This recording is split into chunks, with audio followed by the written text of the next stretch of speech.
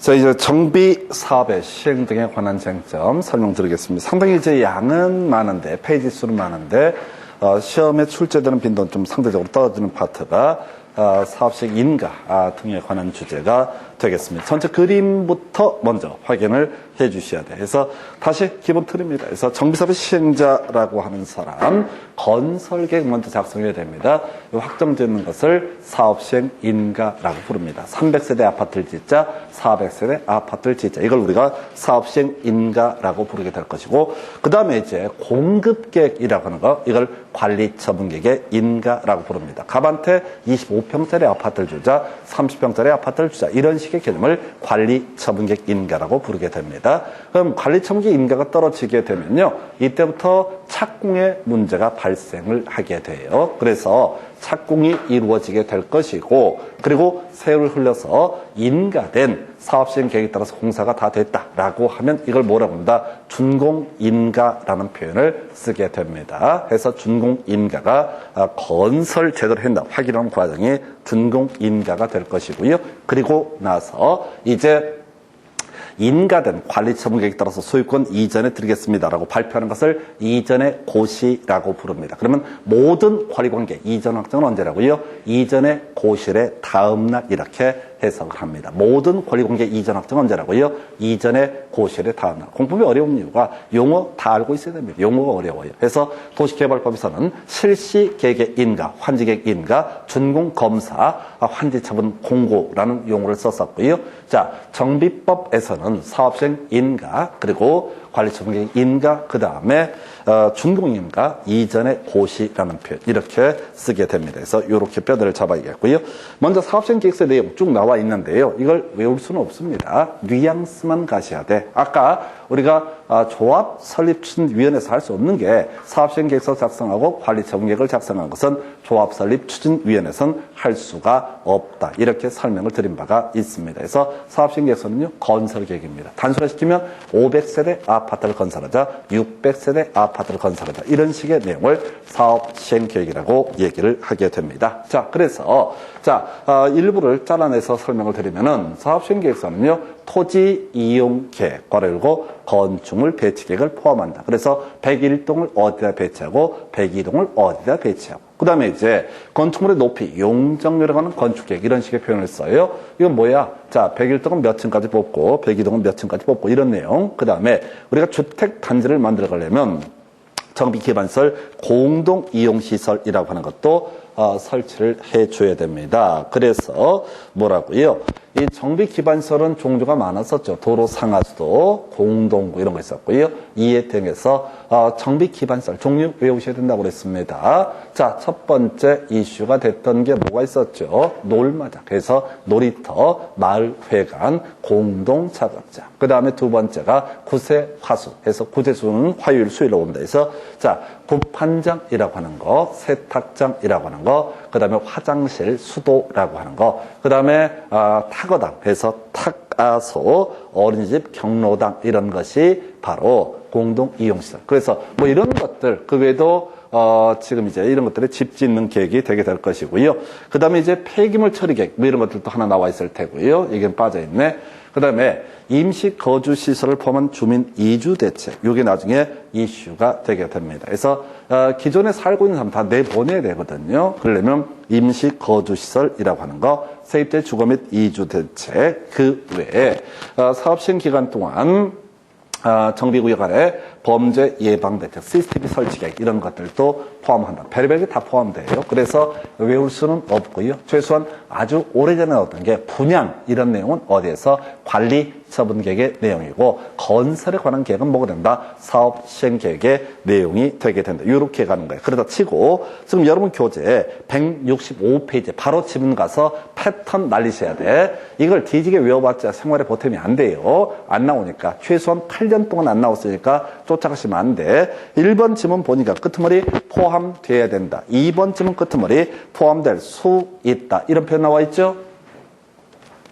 나와 있잖아요. 내용을 보는 게 아니라 포함된다 오른편, 포함되지 않는다 틀린 편 이렇게 단순하게 가실 주제, 절대 타서 해결될 주제가 아닙니다. 이건 너무너무 힘들어요. 그래서 사업시행 계획도 그렇고 나중에 관리처분 계획 나오지는 않았지만 포함된다 오른편, 포함되지 아니한다 틀린 편, 요 패턴 가지고 날리실 것 해서 자, 뭐 이런 식의 내용이 사업시행 계획서가 되겠고요. 그리고 나서 사업시행 과정에서, 사업시행 인가 과정에서 자, 쟁점 몇 가지 있게 되는데 여러분 교재 기준으로 거기에 이제 166페이지에 나와 있는 내용들은 그 중에서 뭐 교육감과 협의를 해야 된다라고 해서 이거 듣고 버리시면 됩니다. 한번 지문에 구성이 됐는데 자, 요건 이렇게 가는 거죠. 지금 여기에 교육시설, 교육환경 보호에 관한 게 이런 게 나와 있어요. 이게 뭐냐면은 이 재개발구역, 재건축구역에서 아이들 통학로 이런 것이 바로 교육환경 보호에 관한 계획이 되게 됩니다. 이런 내용들이 만약 포함되어 있다면 어떻다? 교육감과 협의해서 인가를 해줘라. 이런 식의 논리 구조가 되게 될 것이고요. 그 다음에 이제 잡다한 얘기는 별 쟁점이 안 되고요. 그나마 여기서 그동안 한 8년 동안 2번 답이 됐던 게 이 얘기 하나 보시고요. 그 다음에 임시거주시설 2개만 체크를 하시면 됩니다. 해서 자, 일단은 예치금이라고 하는 것이 나와 있는데 먼저 우리 교재 순서에 따라서 임시거주시설 먼저 설명드리고 예치금 설명드리겠습니다.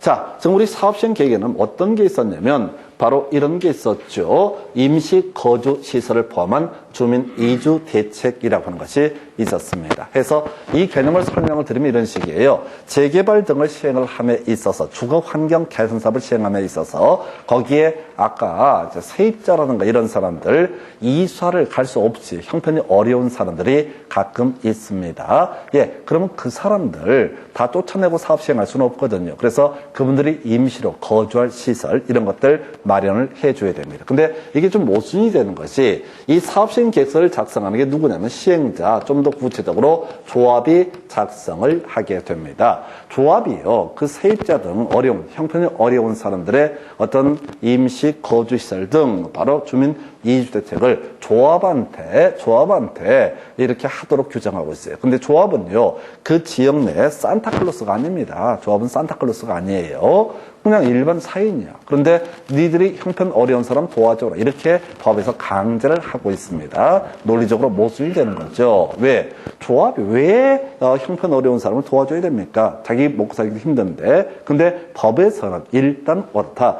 임시 거주 시설을 포함한 주민 이주 대책이라고 하는 거 누구한테? 바로 조합한테 사업시행 계획의 한 내용으로 포함을 시켜라. 자, 그래서 나온 얘기가 주거환경 개선이나 재개발 사업에 있어서 그 사업 시행자 임시 거주 시설에 필요한 건축물 토지 사용 신청을 받을 때 국가지자체에 이를 거절하지 못하며 사용료 등은 대부분은 면제한다. 이런 표현이 나와 있어요. 그러면 이제 무슨 얘기냐면 자, 지금 조합이 임시 거주 시설에 필요한 시설 등을 자, 형편이 어려운 사람에 대해서 세팅을 해줘야 되는데 혹시 주변에 국가 지자체가 땅을 가지고 있거나 건물을 가지고 있으면 어떻다? 무상으로 쓸 수가 있다라고 하는 거. 자, 근데 여기에서 혹시 시험 문제 답을 뽑게 되면은 뭘 뽑냐면은 그 다음 얘기입니다. 자, 국가 지자체는 제3자와 이미 매매 계약을 체결한 경우 이 사업 시행자의 사용 신청을 거절할 수 있다라고 이렇게 돼 있습니다. 그래서 이건 뭐냐면은 국가 지자체가 제3자와 매매 계약 체결했다. 아직은 등기 안 넘어갔다는 얘기입니다. 그럼에도 불구하고 그 제3자도 보호를 해줘야 되니까 이때는 어떻다? 신청을 거절할 수 있다. 그래서 과거의 문제 구성할 때 출제 포인트가 뭐라고요? 제3자와 매매 계약을 체결했을 때 어떻다? 신청을 거절할 수 있다라고 하는 명제. 이게 자 나온다라면 이 파트에서 시험 문제 출제 포인트가 되게 됩니다. 그래서 바로 지문하고 관련 기출문제 가볼까요? 여러분 교재 167페이지 가서 보시게 되면은 주거환경 개선 사업의 사업 시행자는 관리처분 계획에 따라서 공동 이용시설을 사로에 설치한다 해서 틀리게 뽑았네요. 이건 큰 그림 물어보는 거야. 자, 가볼까요? 자, 사업 시행 계획서가 뭐가 됩니까? 건설 계획, 공급 계획이 뭐가 됩니까? 관리 처분 계획. 그래서 건설은 뭐에 따라서 사업 시행 계획에 따라서, 공급은 뭐에 따라서 관리 처분 계획에 따라서 공급이 이루어져야 된다. 그래서 지금 보니까 뭐라고 관리 처분 계획에 따라서 새로 설치한다. 말이 되지 않습니다. 큰 그림으로 보는 거예요. 자, 건설은 뭐에 따라서 사업 시행 계획에 따라서, 공급은 뭐에 따라서 관리 처분 계획에 따라서 이렇게 가야 돼. 그래서 1번 틀렸고요. 2번 질문이요. 주거 환경 개선 사업의 시행자는 정비 사업 시행으로 건설된 건축물을 사업 시행 계획에 따라서 공급해야 된다. 틀렸죠?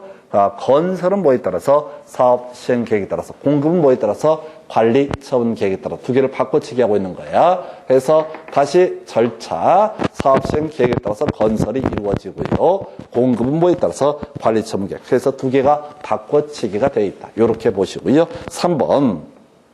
사업 시행으로 철거되는 주택의 소유자 또는 세입자를 위해서 사업 시행자가 지자체 건축물을 임시 거주시설로 사용하는 경우 사용료 대부를 면제한다 해서 요걸 옳게 구성을 했습니다. 근데 여기서 답을 뽑는다라면 아무래도 중요한 쟁점이 되는 건 뭐라고요? 바로 제3자와 매매계약을 체결했을 때 신청을 거절할 수 있다. 이게 이제 포인트가 되게 될 겁니다. 그 정도고요. 그래서 잘 안 내는 파트입니다. 여러분 교재 167페이지. 자, 주거환경 개선 사업에 관한 설명 옳은 것을 모두 고르시오라고 이렇게 되어 있습니다. 기업번 가볼까요? 시장 구조는 세입자 세대수가 토지동 소유자의 2분의 1 이하인 경우 세입자의 동의 없이 주공 등을 사업 시행자로 지정할 수 있다라고 해서 앞에서 했던 얘기죠. 원래 자 주거 환경 개선 사업에서 시장 구조 주공 등이 시행자가 되기 위해서는 토지동 소유자 3분의 1 세입자 과반수의 동의를 받아야 한다. 다만 세입자 세대수가 토지동 소유자의 2분의 1 이하일 때 세입자의 동의는 요하지 않는다. 그 얘기가 지금 언제 28회 때 구성이 됐다고. 그래서 아까 3분의 2 과반수 2분의 1이라는 숫자 다시 전체를 박스형 문제로 내는 것들을 마음에 준비를 해 주실 것. 두 번째요. 사업 시행자는 정비구역 안에서 정비 기반서를 새로 설정하거나 확대하고 토지동 소유자가 스스로 주택을 계획하는 방법, 환지로 공급하는 방법 등을 혼용할 수 있다라고 되어 있죠. 자, 이게 이제 주거 환경 개선 사업 끝머리 가십시다. 혼용할 수 있다. 맞죠? 자, 중간을 다 보지 마시고 주거 환경 개선 사업은 어떻다? 혼용할 수 있다. 앞에서 우리가 사업 시행 방식을 논할 때 관리 처분 계획 방식이 제일 중요하다고 그랬어요. 그래서 주거 환경 개선도 재개발도 재건축도 관리 처분 계획 방식을 채택할 수 있는데 자, 재건축에 있어서는 최대 준주거 상업지역에서 최대 30%까지 오피스텔을 포함시킬 수 있다. 이에 비해서 주거 환경 개선 사업이나 재개발 사업에 있어서는 오피스텔을 포함시킬 수 없다. 이걸 30배 때는 준주거 상업지역 외 지역에서 재건축할 때 30%까지 오피스텔을 포함시킬 수 있다 해서 아까 틀리게 구성해봤던 지문을 보셨습니다. 그래서 주거 환경 개선 사업의 시행 방식, 관리 처분 계획 외 일정한 경우 혼용하는 방식도 가능하다 해서 얘기를 다 보지 마시고 주거 환경 개선 사업은 다 혼용할 수 있다. 이렇게 갈 것. 해서 오른표요. 자, 디귿번.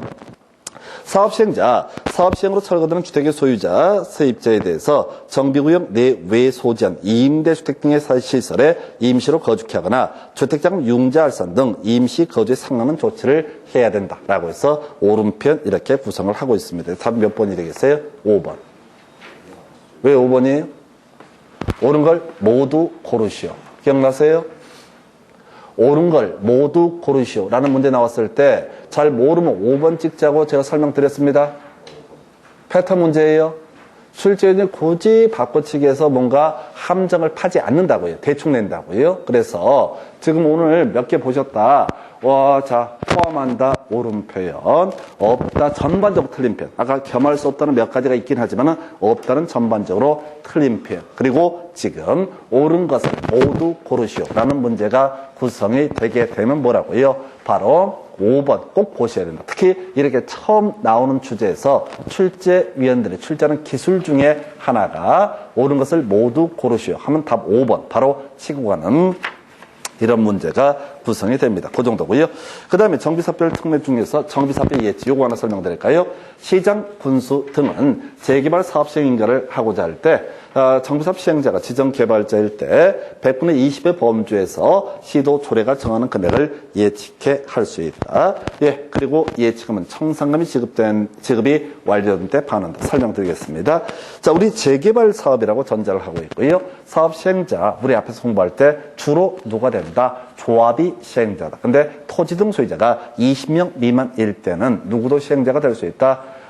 바로 토지 등 소유자가 직접 시행자가 될 수 있다. 그런데 특이한 케이스로서 지정개발자라고 하는 것이 시행자가 되는 경우가 있습니다. 지정개발자가 뭘 의미하냐면 그저 지주입니다. 돈 많은 사람이에요. 그래서 민간이에요. 민간 해서 지금 재개발 사업을 지정개발자가 시행자가 된다라고 하면 이 사람 믿을 수 없다. 그래서 정비사업의 100분의 20을 어떻게 할 수 있다? 예측해 할 수 있다. 숫자를 답을 뽑았던 특이했던 문제가 되겠습니다. 해서 옆에 지금 보시면은 168페이지 시장구조는 재개발 사업에서 시행자가 지정개발자인 경우 시행자로 하여금 정비사업의 100분의 30에 해당하는 금액을 예측할 수 있다. 숫자를 틀리게 해서 답을 뽑았던 특이했던 케이스입니다. 제가 그런데 숫자는 웬만해서 답을 잘 뽑지 않습니다. 특히 이렇게 지문 속에 들어간 숫자, 특이하게 나왔던 주제고 대신 이 주제가 나오게 되면 우리가 기억해야 될 게 뭐가 있냐면 저런 게 있어요.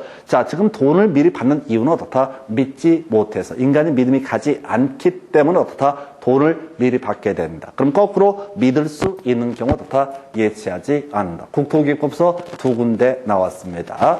자, 실시객 인가, 도로학교 공원을 만드는 사업을 시행하면서 실시객 인가를 하고자 합니다. 그래서 구체적인 건설 계획을 확정하는 걸 뭐라고 한다? 실시객 인가. 근데 조건부로 인가할 수 있고 인간이 믿음이 가지 않게 되면 이행 보증금을 예측해 할 수 있다. 그러나 사업 시행자가 국가 지자체일 때는 어떻다? 이행 보증금을 예치하지 않는다. 비슷한 맥락으로 나왔던 것이 바로 개발 행위 허가 파트에서 조건부로 허가를 할 수가 있다. 이런 개념들이 있었고요. 이 조건부 허가와 관련해서 인간이자 의견 들어야 된다. 30회 때 답이었었고요. 의견 들었는데 인간이 믿음이 가지 않게 되면 어떻다? 이행 보증금을 예측해 할 수 있다. 출제 포인트, 국가 지자체는 어떻다? 이행 보증금을 예치하지 않는다. 자, 여기서도 논의의 쟁점은 지정개발자가 일반 민간인이에요. 믿을 수가 없기 때문에 공사비의 20%라고 하는 것을 바로 예측해 한다라고 해서 좀 특이했던 주제를 가지고 답을 구성을 했어요. 그러면 이 파트를 지금 문제를 구성을 하게 된 포인트가 볼까요? 사업시행계획서 뉘앙스만 가자고 그랬습니다. 그래서 이 사업시행계획서는 분양 이런 말 들어가서는 안 되고 주로 건설과 관련한 내용이 포함된다. 이렇게 하나 정리를 하셔야겠고요. 그 다음에 아까 시험 지문상에서는 점점점이 포함된다. 그럼 다 오른편 이렇게 자 기억해 달라고 그랬었고요. 그 다음에 이제 사업시행 인가 등 관련해서 지금 지정개발자 100분의 20까지 공사비 예측해 할 수 있다. 그리고 바로 자, 주거환경 개선 재개발 사업에 있어서 임시 수용시설, 임시 주거시설, 임시 거주시설이라고 하는 거, 요 관련해서 국가 지자체 땅을 무상으로 쓸 수가 있다. 근데 이게 나왔으니까, 나온다면 다시 답을 보면 뭐라고요? 국가 지자체는 제3자와 매매 계약을 체결했을 때 어떻다? 신청을 거절할 수 있다. 그러니까 얘가 지난번에 시험에 나왔다고요. 그러면 다시 내릴게 뭐 28회 때 이게 나왔으니까 한 걸음 더 들어가게 되면 뭐라고요? 제3자와 매매 계약을 체결했을 때 신청을 거절할 수 있다라고 하는 거. 요게 포인트. 그래서 꼬리에 꼬리를 물어. 두 가지 이슈 가야 돼요. 지금 아까 주거 환경 개선 사업에 있어서 세입자 세대수가 토지 등 소유자의 2분의 1 이하일 때 세입자의 동의는 요하지 않는다. 이 명제가 출제가 되면 아까 3분의 2 과반수 2분의 1 괄호넣기 문제 준비하셔야겠고요. 그 다음에 또 하나 이슈 이하이 바로 자, 국가 지자체 땅을 무상으로 쓸 수 있다라는 주제가 있게 되면은 이제는 제3자와 매매 계약을 체결했을 때 어떻다? 신청을 거절할 수 있다. 이 주제로 치고 가실 것. 이 정도가 사업시행 계획이라고 해서 사실 이 사업시행 계획서 파트에서는 지금 문제가 최대 3개 정도, 2개 정도밖에 자, 8년 동안 구성을 하지 않았습니다. 별로 안 중요한 파트예요. 근데 얘기를 안 할 수도 없어. 왜? 논리 구조가 사업 시행자가 건설 계획, 이게 뭐라고요? 사업 시행 계획. 그 다음에 공급 계획이 뭐라고요? 관리 처분 계획. 해서 건설은 뭐에 따라서 인가된 사업 시행 계획에 따라서, 공급은 뭐에 따라서 인가된 관리 처분 계획에 따라서, 그리고 이 사업 시행 인가니 관리 처분 계획 인가도 다 사업 시행자 누가 담당한다? 조합이 담당을 하게 된다. 즉 추진위원회에서는 여기를 담당할 수 없다라는 개념까지 설명을 드렸습니다. 자, 그리고 나서 이제 공급계획, 관리 처분 계획에 관한 주제를 살펴보도록 하겠습니다. 이 공급계획 파트는 작년 30회 때 좀 엽기적인 문제가 구성이 되어 있어요. 좀 이따 교재 가지고 설명드릴 텐데 사실은 그 문제는 학원 강사도 풀 수가 없을 만큼 방대했던 문제입니다. 중요도도 떨어졌던 파트고요. 다시는 안 나올 것 같아요. 자, 일단은 우리가 기본 틀을 가십시다. 자, 관리처분 계획은 뭐가 된다? 공급 계획이다 라고 이렇게 갑니다. 그러면 이제 분양 설계라는 개념이 나오는데 미리 말씀드릴게요. 별로 안 중요합니다. 마지막 23회 때 구성이 되고 그 전후로 거의 구성이 되지 않아요. 왜? 관리처분 계획 파트에서는 한 문제를 구성을 하게 되는데 내릴 게 너무 많아요. 내릴 게 너무 많기 때문에 조금 비우고 가실 주제가 되겠습니다. 그래서 일단은 그림을 좀 잡아보게 되면은 분양 설계라고 하는 거죠. 대상자부터 볼까요? 정비 구역 안에 토지 등 소유자에게 분양한다. 근데 괄호 열고 지상권자 제외. 앞에서 우리가 토지 등 소유자를 따질 때 재건축의 지상권자 제외 이런 얘기 있었고요. 그리고 머릿수를 셀 때 재개발 등에 있어서 지상권자는 사람 취급을 하지 말자. 토지에 지상권 설정돼 있으면 대표는 한 사람을 뭘로 본다? 토지 등 소유자로 보자. 이런 식으로 설명을 드렸습니다. 그래서 여기서 나온 얘기 지상권자한테는 어떻다? 재개발해서 분양 대상에서 제외된다라고 하는 것. 토지 소유자한테 분양을 하는 것이지 지상권자한테 분양하는 것은 아니다라고 할 것 이렇게 보셨고요. 자, 분양 설계 기본적으로 자 지금 사업시행 인가가 떨어지게 되면 바로 분양 신청하십시오라고 개별적으로 알려주면 분양 통지고요. 그 다음에 일간 신문 등에 알리면 분양 공고라고 부릅니다. 그때 분양 신청 기간을 알려줘요. 그러면 이제 재개발조합, 재건축조합의 조합원이 저는 몇 평짜리 아파트를 원해요 라는 분양 신청 등을 하게 됩니다. 예, 이 분양 신청의 결과를 조율하는 과정이 분양 설계. 갑한테 25평, 을한테 30평 이런 식의 내용을 분양 설계. 그래서 분양 설계에 관한 계획은 당연히 분양 신청 기간이 만료된 날 기준으로 수립을 하게 된다. 뭐 여기까지는 어렵지 않아요. 그런데 중간에 지분 쪼개기를 하는 경우가 있습니다. 자, 가볼까요? 정비구역 지정하고 나서요. 세월이 흘러서 지금 관리처분계획 인가 떨어지는 관리처분계획 작성하는 시점까지 왔는데 그 사이에 이게 이제 재개발 재건축 조합의 조합원 지분을 겁나 쪼개기를 하게 되면 토지 등 소유자가 무제한으로 늘어나게 됩니다. 그래서 우리 법에서는 일정한 경우에는 이 분양 신청 기간이 만료된 날 이때까지 기다리는 것이 아니라 특정한 날짜를 기준으로 딱 세워놓고 이 이후로 쪼개는 건 다 나가리 이렇게 정할 수가 있습니다. 이걸 이름하여 기준일이라는 용어를 쓰게 됩니다. 이건 기준일은 정비구역 지정 후 특정한 날짜를 기준으로 잡아서 기준일로 삼게 되는데 이 기준일 이후에 지분 쪼개기를 한 사람에 대해서는 어떻다?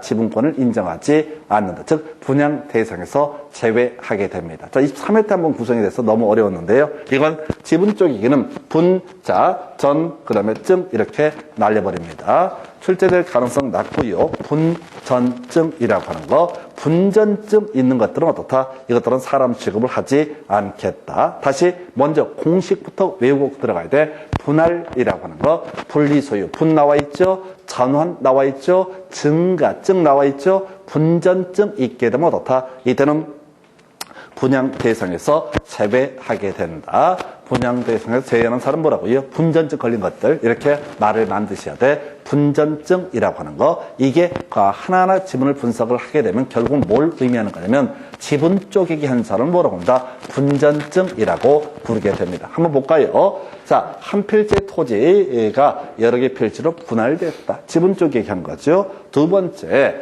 하나의 대지에 속하는 동일한 소유의 토지와 주택 등을 지금 토지와 주택 등 건축물을 각각 분리 소유해서 토지 소유자 따로 건물 소유자 따로 그러면 각 1인을 토지 등 소유자로 산정한다라고 했거든요. 그걸 악용하는 사례래. 분리 소유라고 하는 거. 그 다음에 단독주택, 다가구주택을 다세대주택으로 전환하는 경우 나와 있죠. 전환이라고 하는 거. 자, 우리가 이건 이제 그 건축법 내용이 전제가 돼야 되죠. 그래서 단독 다가구 주택을 다세대 주택으로 전환한다. 그래서 단독이나 다가구는 소유자 한 명이고요. 다세대 주택은 소유자가 여러 명입니다. 지분 쪽이 한 겁니다. 해서 이렇게 보셨고, 그 다음에 자, 나대제 서로 개 건축물을 건축하는 등 토지 등 소유자 수가 증가하는 경우 해서 그냥 분전증 이렇게 묶어서 가시면 됩니다. 분전증 있게 되면 어떻다고요? 이때는 특정한 날 기준일을 전제로 바로 관리처분계획을 수립을 하게 된다. 이런 논리 구조가 되겠습니다.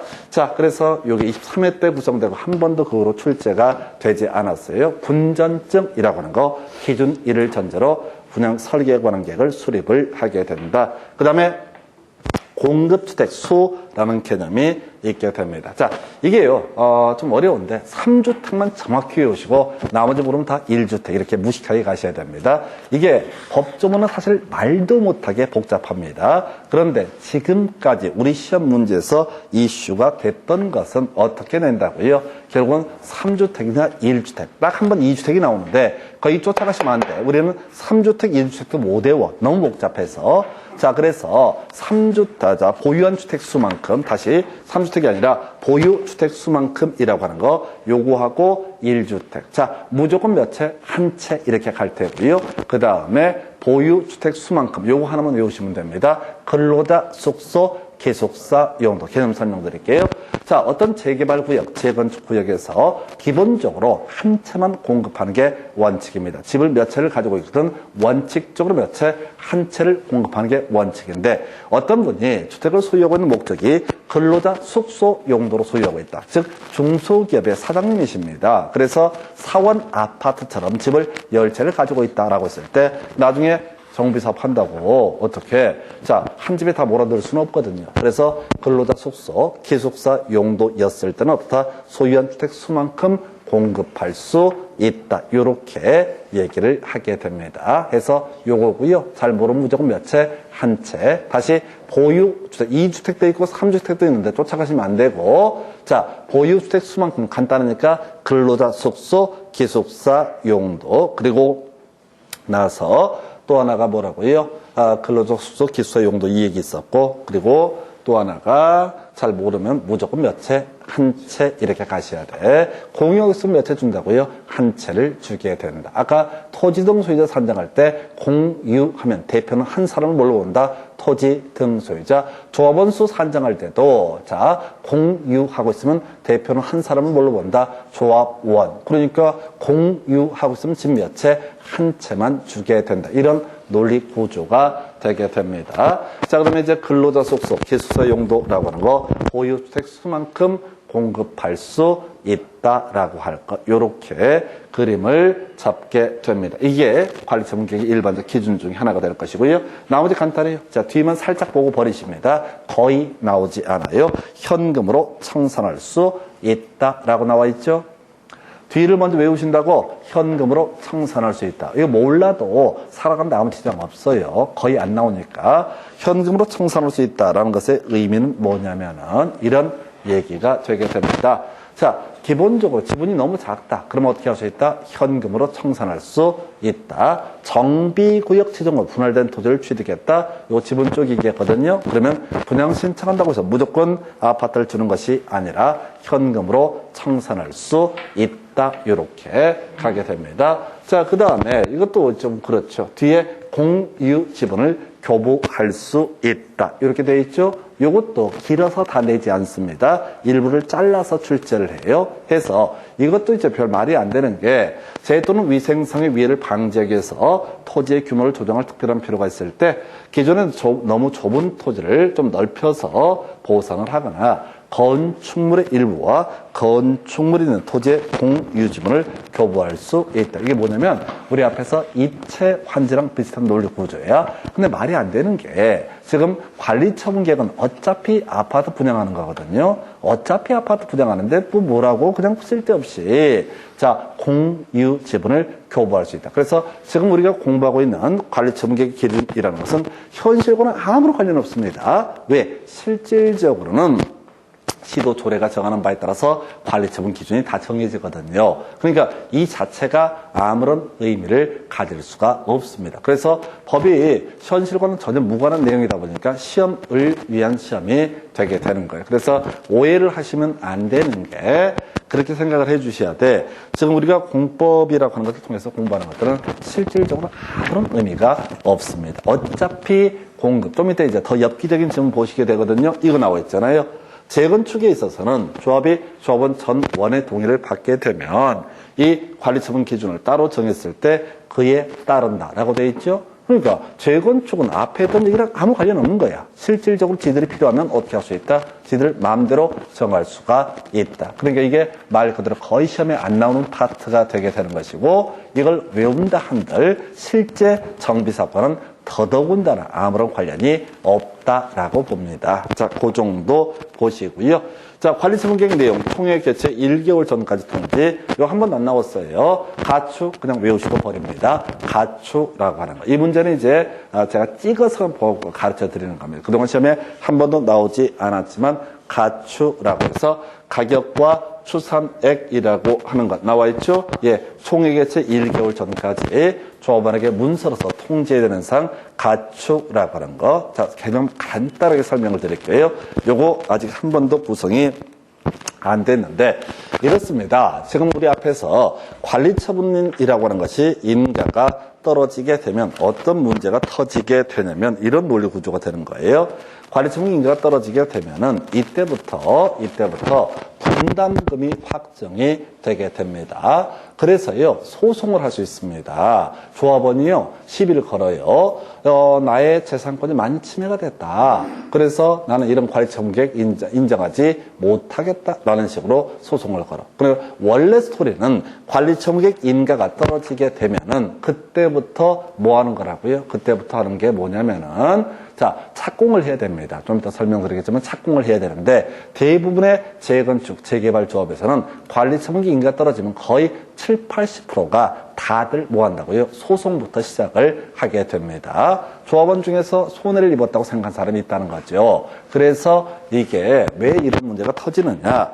이 정비사업 시행 과정에서 사람들이요, 다 법을 잘 모르고 내용도 복잡하고 어려우니까 뭔지도 모르고 막 도장을 막 찍어요. 그래 놓고 나서 총회 의결되고 나서 관리처분계획 인가가 떨어지고 그러니까 나중에 어떻게 나머지가 마구잡이 도장을 찍는 바람에 피해를 입는 사람도 있다고. 그 사람이 나는 억울하다. 나 이 관리처분계획 인가 인정 못하겠다라고 소송을 막 붙어요. 그래서 이제 법적으로 미리 준비한 절차가 뭐냐면 뭔지 알고나 도장을 찍어라. 이런 취지로 돈 얘기, 가격과 추산액을 미리 총회 개최 1개월 전까지 문서로서 통지를 하도록 이렇게 규정을 하고 있습니다. 그래서 이 문제는 시험에 구성된 박스의 문제예요. 그래서 총회 개최 1개월 전까지 통지될 사항끼리 연결된 건 답은 5번이 될 테고요. 보나마나 빤하다고 이게 양이 워낙 많기 때문에 외울 수는 없고요. 그냥 가축이라고 하는 거. 가초는 총회 개최 1개월 전까지 문서로서 다 통지해야 된다라고 하는 거 요렇게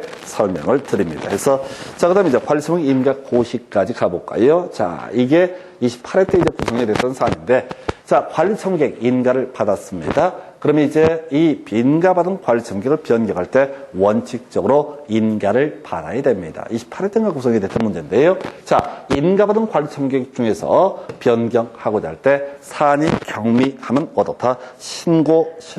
신고로서 변경할 수 있다 해서 이게 29회 때 출제가 됐었네요. 그래서 종류가 대단히 많아요. 그래서 기본적으로 변경할 때 여러분 교재 보시게 되면 5개의 변경이 나와 있습니다. 변경할 때 어떻다? 신고하면 된다. 교재는 이제 175페이지 좀 이따 체크를 해드릴 거예요. 변경할 때는 어떻다? 신고하면 된다. 그리고 또 하나 이슈가 단순 정정할 때 어떻다 신고하면 된다 해서 좀 이따 문제 가지고 설명을 드릴 주제가 되겠습니다. 근데 이거는 사실 패턴을 좀 이따 제가 설명드린 걸 제외하고는 그냥은 풀 수가 없어요. 자, 그 다음에 관리청의 임대의 고시 있게 될 것이고 여기까지 가볼까요? 자, 이제 관리청의 인가가 떨어지게 됩니다. 그러니까 공급객이 확정이 되게 됩니다. 그러면 이때부터 바로 이주라는 것이 문제가 되게 됩니다. 이때 이주라는 것이 문제가 되고 이주하기에 앞서서 뭘 하냐면 동호수 추첨을 하게 됩니다. 다시 갑시다. 지금 관리청객은 갑한테 28평짜리 주택을 주기로 한다. 을한테 30평짜리 주택을 주기로 한다. 여기까지가 뭐라고요? 관리처분객의 내용입니다. 그래서 관리청객 인가가 떨어졌다고 했을 때 조합원 입장에서는 몇 동 몇 호에 입주하는지는 알 수가 없습니다. 그냥 몇 평짜리 아파트를 분양받고 분담금이 얼마다 딱 여기까지만 확정이 되게 됩니다. 자, 그래서 우리가 나중에 이제 중개사법에서 공부하게 되는 게 관리청객 인가가 있는 이 시점에서요. 관리청객 인가가 있는 이 시점에서 동호수 추첨을 하기 전까지의 지위를 뭐라고 하냐면 입주권이라는 용어를 쓰게 됩니다. 입주권. 그리고 나서 동호수 추첨이 있게 되면 이주하고 나서 이때 동호수 추첨이 이루어집니다. 순서 다시. 이주 먼저 하고 나서요. 동호수 추첨이 이루어지면 그때부터 그걸 뭐라고 한다? 분양권이라고 부르게 됩니다. 동호수가 특정되기 전까지를 뭐라고 부르고 입주권이라고 부르고 동호수가 특정되게 되면 그걸 뭐라고 한다? 분양권이라고 부르게 됩니다. 그래서요, 나중에 이제 공인중개사법에 가게 되면 그런 얘기를 해요. 입주권이라는 것은 중개 대상물이 아니고 분양권은 어떻다? 중개 대상물에 해당이 된다. 이런 식의 논리 구조가 나와요. 왜냐하면 입주권은 동호수가 특정되지 않은 상태이고요. 분양권은 동호수가 특정이 됐기 때문에 우리가 이제 공인중개사법에서 중개 대상물이라고 하는 것은 법정 중개 대상물 중에서 특정 가능하고 사적 거래가 가능했을 때만 중개 대상물로 보게 됩니다. 근데 입주권은 동호수 특정되기 전이기 때문에 중개 대상물이 아니다. 이렇게 가요. 그래서 자 이제 입주권 분양권 얘기 설명드렸고요. 자 이때 사용 수익의 문제가 터지게 되는데 그림 보십시다. 모든 권리관계 이전 확정은 언제? 이전의 고실의 다음 날 모든 권리관계가 이전 확정되게 된다. 이렇게 가는 거예요. 모든 권리관계 이전 확정 시기 언제라고요?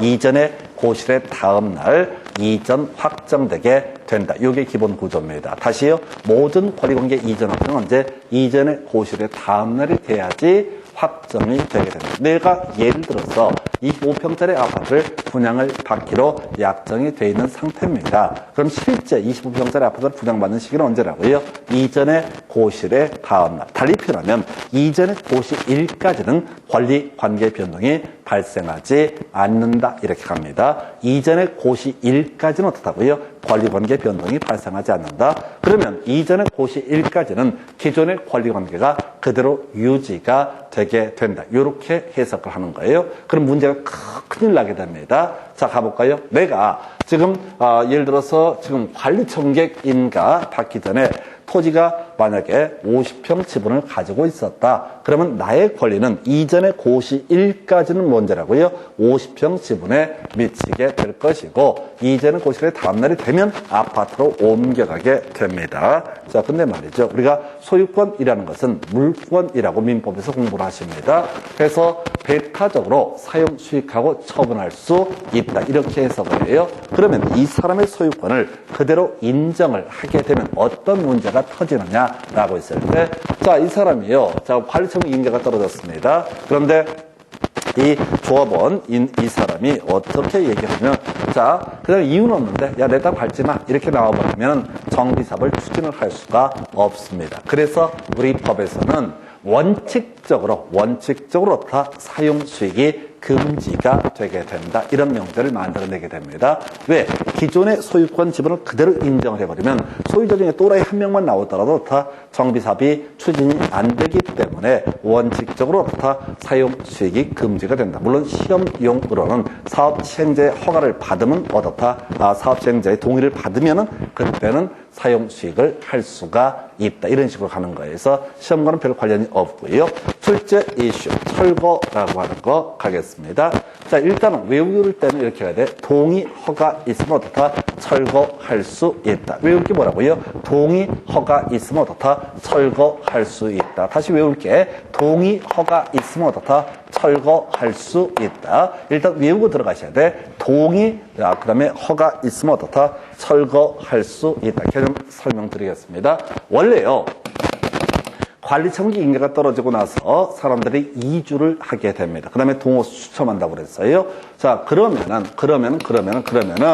철거는 언제 이루어진다고요? 이주한 다음에 철거가 이루어지게 됩니다. 자, 근데 동네에 따라 이런 경우가 있어요. 장기간 정비사업이 지연되는 경우가 있습니다. 재수없게 한 10년씩 엮여버린 경우가 있어요. 자, 이렇게 10년씩 엮여버린 경우에 있어서 뭐가 있다고요? 자, 기존에 살고 있는 사람은요, 미쳐버립니다. 자, 지금 재개발 구역 지정된 지 8년 차가 됐습니다. 그러면 그 중간에 집주인은 집을 뜯어 고칠 수가 없습니다. 미리 알고 가세요. 그 소위 개발 행위허가 제한이라고 해서 아예 집을 뜯어 고칠 수가 없어요. 증축도 안 됩니다. 왜? 만약에 그걸 허락을 했다가는 보상 노리고 이것들이 무작위로 막 엄청나게 증축을 해서 보상금을 노리거든요. 그래서 아예 정비구역 지정되면 우리 시험에는 직접 물어보지 않는데 아예 건축물 건축할 수 없고요. 증축도 할 수 없고요. 집도 뜯어 고칠 수도 없습니다. 그러면 기존에 살고 있는 분들 입장에서 보게 되면 환장합니다. 한 8년쯤 지나게 되면 집을 좀 뜯어 고칠 필요가 있어도 어떻다? 아예 허가가 안 나오기 때문에 아예 허가가 안 나오니까 그 사람이 어떻게 돼? 자, 들어 살 수가 없습니다. 동네가 부지런해서 형편 좀 되시게 되면 이사 가버려요. 딴 데로 이사 가버린다고.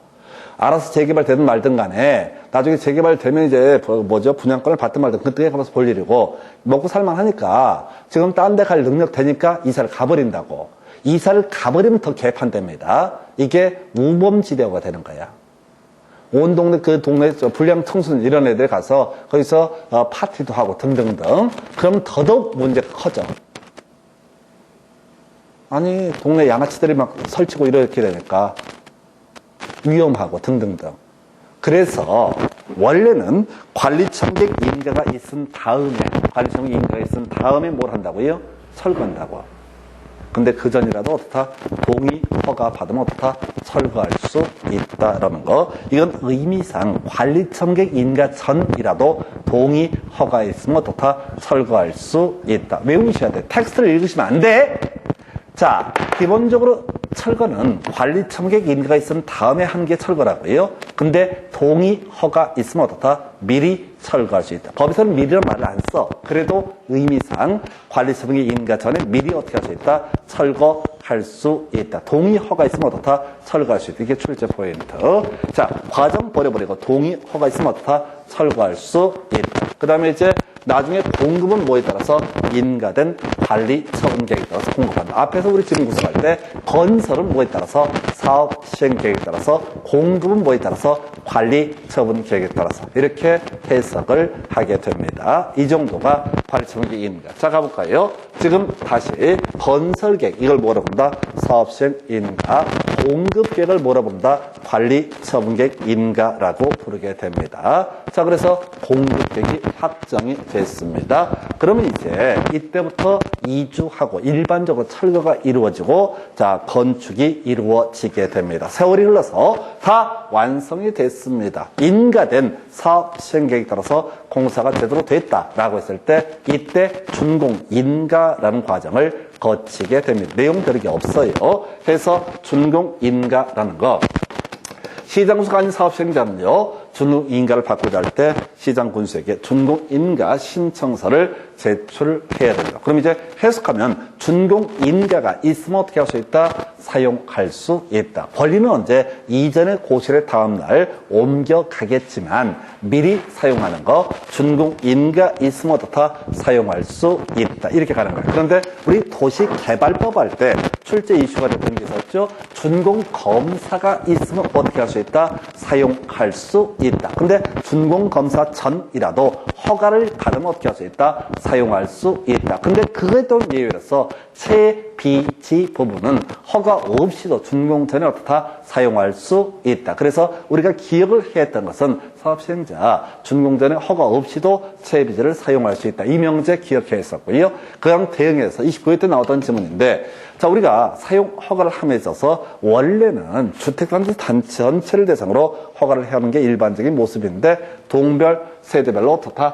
허가를 할 수 있다. 별 의미 없어요. 얘는 이제 이 파트가 지문이 너무 길고 복잡하게 돼 있으니까 이슈 3월께 동별 세대별로 허가할 수 있다. 요건 이제 이거밖에 낼 게 없어요. 그럼 이제 틀리게 되면 없다. 이렇게 구성하는 걸 제외하고 큰 의미는 없습니다. 자, 이렇게 해서 준공인가는 쉽게 끝납니다. 준공인가가 있게 됩니다. 그럼 이제 완성이 된 거야. 그러면 인가된 관리처분계획에 따라서 분양을 해줘야 됩니다. 소유권 이전에 줘야 됩니다. 그걸 이름하여 소유권 이전에 드리겠습니다라고 외부에 발표하는 걸 뭐라고 한다? 이전의 고시라는 표현을 쓰게 됩니다. 그래서요, 사업시행자 지금 이제 대지 건축물의 소유권을 이전하고자 할 때 그 내용을 공부에 고시한 후라고 되어 있죠. 자, 소유권 이전하고자 할 때 미리 어떻게 한다고요? 고시라고 하는 것을 하게 됩니다. 그러면 이제 그 효가 볼까요? 자, 권리의 이전이라고 해서 소유권은요, 자, 이미 설명 계속 드려온 것처럼 이전의 고실의 다음 날 바로 소유권 이전 효력이 발생합니다. 그래서 대지 건축물을 분양받을 자 고시가 있는 날의 다음 날에 대지 건축물에 관한 소유권을 취득을 하게 된다. 이건 나와도 답 안 돼. 다음날 빼서 틀리게 나오더라도 답이 안 돼. 제일 쉬운 얘기니까 모든 권리관계 이전 확정 언제라고요? 이전의 고실의 다음날 이렇게 가는 거예요. 소유권 취득하는 시기가 언제라고요? 이전의 고시가 있는 날에 다음날 취득을 하게 된다. 소유권은 간단해요. 그런데 자, 종전에 갑이라는 사람이 A라는 토지를 가지고 있다가 이번에 아파트를 분양을 받게 됩니다. 갑이 이 아파트를 분양받는 시기는 언제라고요? 이전의 고실의 다음 날에 소유권을 취득을 하게 된다. 이렇게 이제 가게 되는 겁니다. 그런데 말이죠. 지금 이 토지에 만약에 저당권이 있었다. 그럼 저당권도 따라와야겠죠? 저당권도 따라와야 된다고요.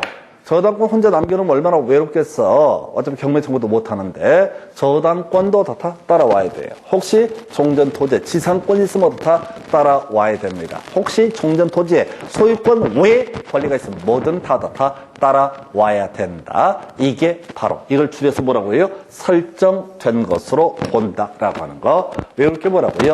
설정된 것으로 본다. 이게 뭐가 기어 나올지 몰라. 뭐가 같이 따라올지 몰라. 그래서 소유권 외의 권리가 다 설정된 것으로 본다. 내용 똑같아요. 소유권은 언제 취득합니까? 이전의 고실의 다음 날. 그러면 이전의 고실의 다음 날이 되게 되면 소유권 외의 권리도 다 같이 옮겨간다. 이걸 우리 법에서는 어떻다? 설정된 것으로 본다라는 표현을 쓰게 됩니다. 자, 여기서 이제 같이 묶어줄게. 저당권의 물상대위라는 개념을 이제 설명을 먼저 드리도록 하겠습니다.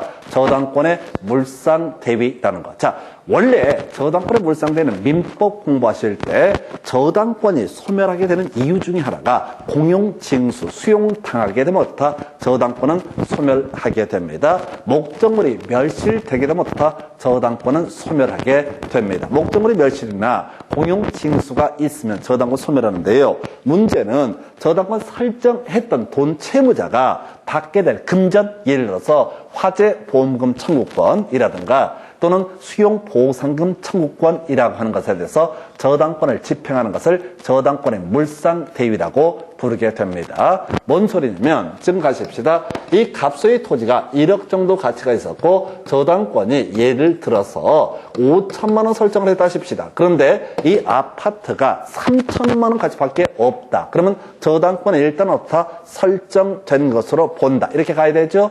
이 사람은 지금 아파트는 3천짜리고 여기다가 청산금을 만약에 5천만 원을 받았다라고 한번 전제를 해보겠습니다. 그러면은 자 소유자는 상관이 없어. 지가 선택한 거니까 아파트 작은 거 받고 청산금을 많이 받을 수도 있어요. 근데 저당권자는 멘붕 와버립니다. 설정된 것으로 본다. 가보니까 어머 채권은 3천인데 저당권 채권은 자 피담보 채권은 3천인데 자 5천인데 지금 대상 물건이 3천밖에 안 된다. 그럼 저당권자 피해봤잖아요. 저당권자는 이 사람이 받게 될 이 청산금에 대해서 저당권을 집행하게 되는 것을 뭐라고 그런다? 저당권의 물상대위라고 부르게 됩니다. 왜 이렇게 뭔지 아세요? 예, 저당권을 행사할 수 있다. 이걸로 끊어버리시는 거예요. 이 길고 복잡한 지문 중에 일부를 잘라내기 때문에 기억하실 게 뭐라고요? 바로 저당권을 행사할 수 있다. 지문 한번 볼까요? 정비사업 시행하는 지역 안에 있는 토지, 건축물의 저당권 설정 권리자, 저당권자입니다. 저당권이 설정된 토지, 건축물의 소유자가 지급받을 청산금에 대해서 압류 절차를 거쳐서 저당권을 행사할 수 있다. 이걸 뭐라 부른다고요? 저당권의 물상대위라고 부르게 됩니다. 근데 외우는 건 되게 간단해요. 정말 간단해. 이걸 읽는 게 아니라 저당권을 행사할 수 있다. 지난번 시험에서 22회인가 나올 때 뭐라고? 저당권을 행사할 수 없다. 이렇게 나온다고. 귀찮으니까.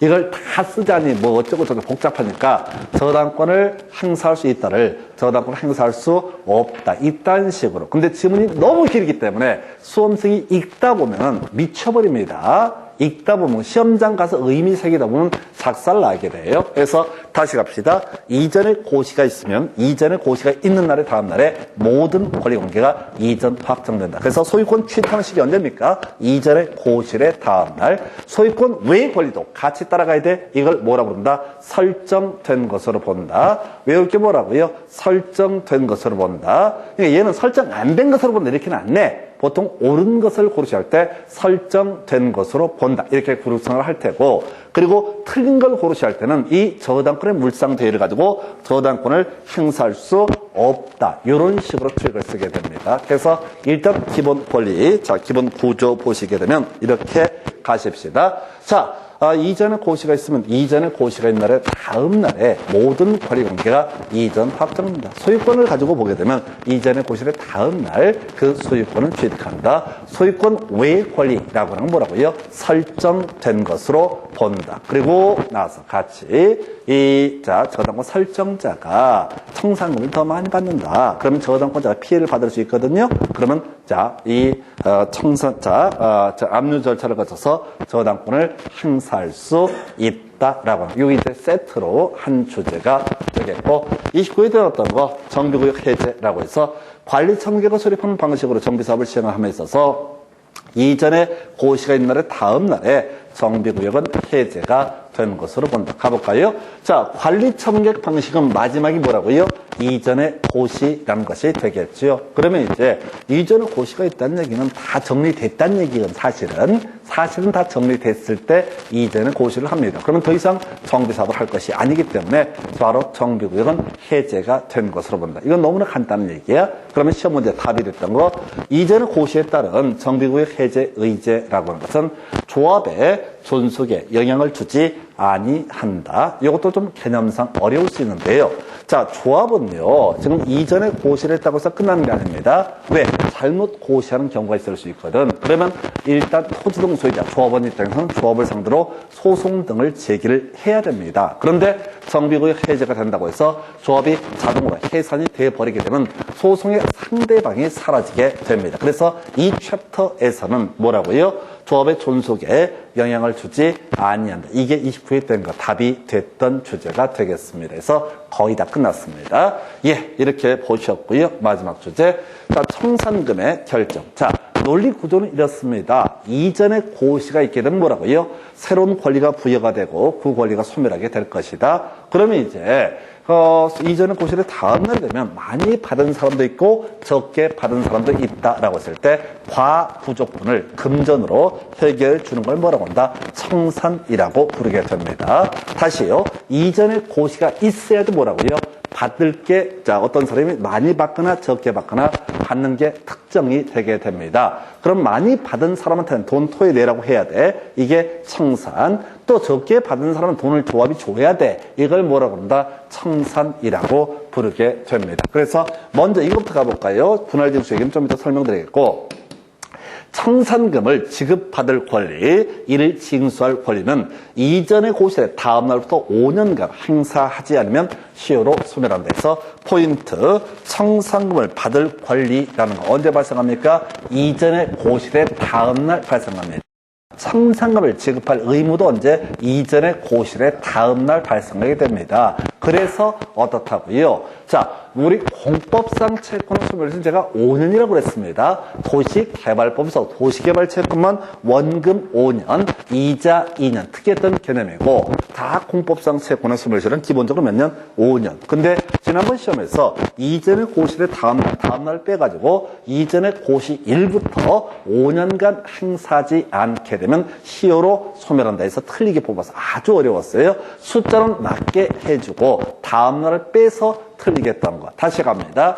이 사람이 소유권 취득하는 시기, 또 각종의 권리를 취득하는 시기 언제라고요? 이전의 고실의 다음 날. 이전의 고실의 다음 날에 취득하니까 적게 받고 많이 받고의 문제도 언제? 이전의 고실의 다음 날 특정이 되게 됩니다. 그래서 청산금 채권도 언제? 이전의 고실의 다음 날 확정이 되고요. 그래서 어떻다고요? 바로 소멸시효도 이전의 고실의 다음 날부터 공법상 채권이니까 5년간 행사하지 않게 되면 어떻다? 시효로 소멸하게 된다. 이렇게 해석을 하게 됩니다. 자, 근데 안 내는 것들이 있겠네요. 예, 그럼 어떻다?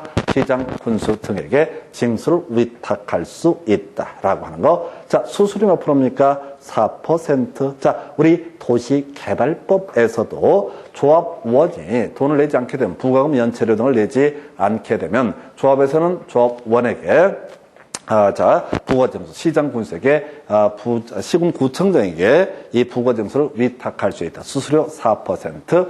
환지처분에 따라서 청산금 안 내는 것들이 있으면 시군구청장한테 징수를 위탁할 수 있다. 수수료 4% 이런 식으로 논의가 됐었고요. 이것도 마찬가지야. 수수료 몇 프로? 4% 이렇게 합니다. 다시 갑시다.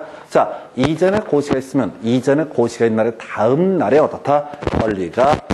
권리에 넘어오게 됩니다. 자, 소유권 취득하는 시기 언제라고요? 이전의 고시의 다음 날. 소유권뿐만 아니라 소유권 외 권리도 같이 넘어야 돼. 다만 설정된 것으로 본다. 설정된 것으로 봤는데 저당권자가 배신감이 들어. 왜? 저당 목적물, 자신이 애초에 저당권 설정했던 그 피담보 채권보다 훨씬 작은 양의 아파트를 분양을 받았다라고 한다면 이 사람이 받게 될 청산금에 대해서 어떻다? 저당권의 물상대위라고 해서 압류 절차를 거쳐서 저당권을 행사할 수 있다. 실질적으로 권리 이전되는 게 언제라고요? 이전의 고실의 다음 날이라고 되어 있습니다. 그래서 청산금 채권의 소멸시효 이전의 고실의 다음 날부터 5년간 행사하지 않게 되면 어떻다? 시효로 소멸하게 된다. 그 다음에 안 내면 시장 군수에게 징수 위탁할 수 있고 수수료 4% 다 세트입니다. 다 똑같은 구조예요. 자, 마지막 주제 바로 이해했죠? 분할 징수, 분할 지급할 수 있다. 외우셔야 됩니다. 이게 이제 무슨 얘기냐면 원래대로 얘기하면은 이전의 고실의 다음 날이 되게 되면 조합에서는요, 이 청산금을 받으러 가고 뭐 등등등 이렇게 안 해요. 현실적으로는 미리 어떻게 합니까?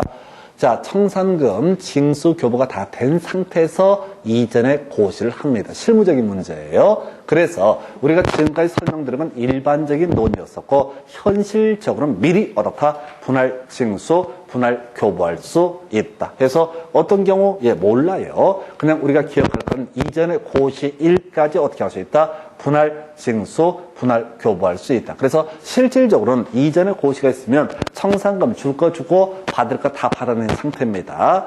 만약에 이 일반적인 절차에 따라서 이전에 고시가 있고 나서 청산금 징수하러 간다고 해서 걔가 안 준다고, 연락이 안 된다고, 짱박해버린다고, 그래서 분할 징수, 분할 교부할 수 있다. 이게 현실적인 문제. 근데 앞쪽을 절대로 보시면 안 되고요. 그냥 어떻다? 분할 징수, 분할 교부할 수 있다. 요 정도로 보셨습니다. 그래서 자, 이렇게 해서 원청지사비 시행 과정 정리드리고 다음 시간에 지문 보시고 설명드리겠습니다. 오늘 여기까지 하겠습니다. 수고하셨습니다.